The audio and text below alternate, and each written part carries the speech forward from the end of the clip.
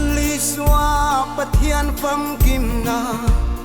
mình ring tu cần ni o chan dam tu thu lung va nga sual ngai dam to te chu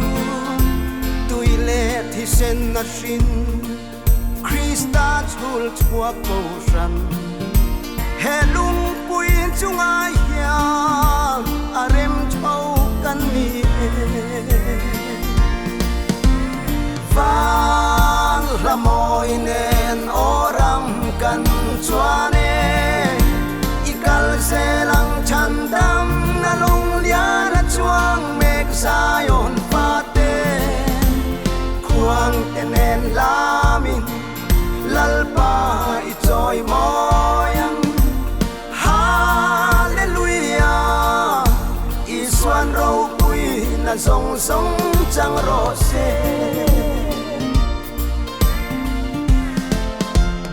khovel mi te nei vet hey lo rim na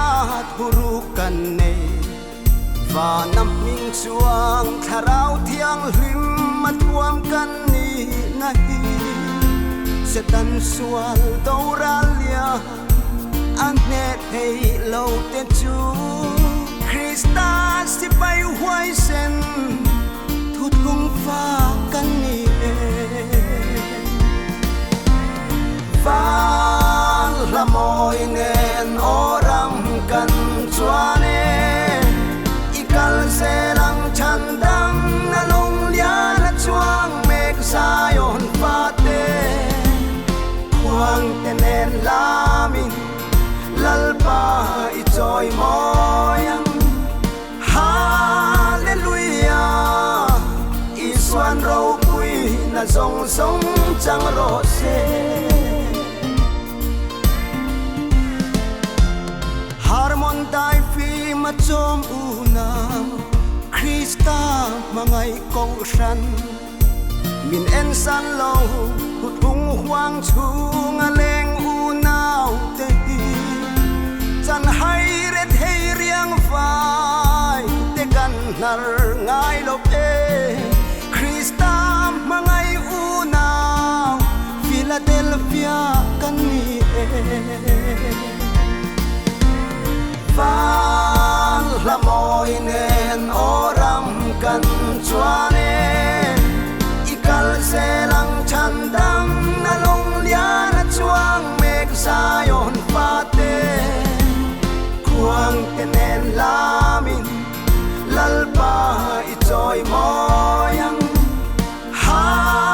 hallelujah iswan ro pui na song song chang ro se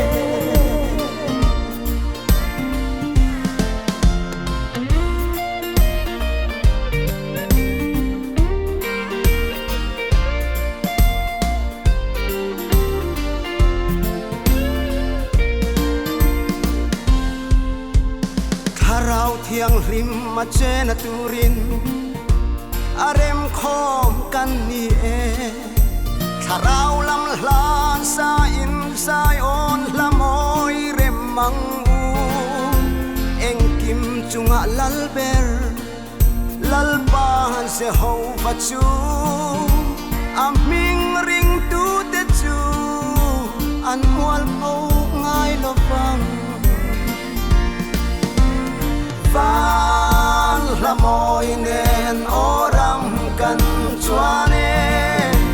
ikal se lang chan dam na long lia na chuang mek sayon pate khuang tenen lamin lalpa i joy moyang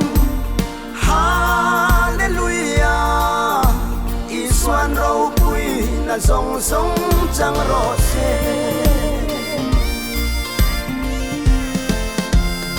vang la moi nen oram kan chuane ikal se lang chan dam na long lia na chuang mek sayon pate khuang tenen lamin lalpa i joy moyang hallelujah iswan ro pui na song song sang rose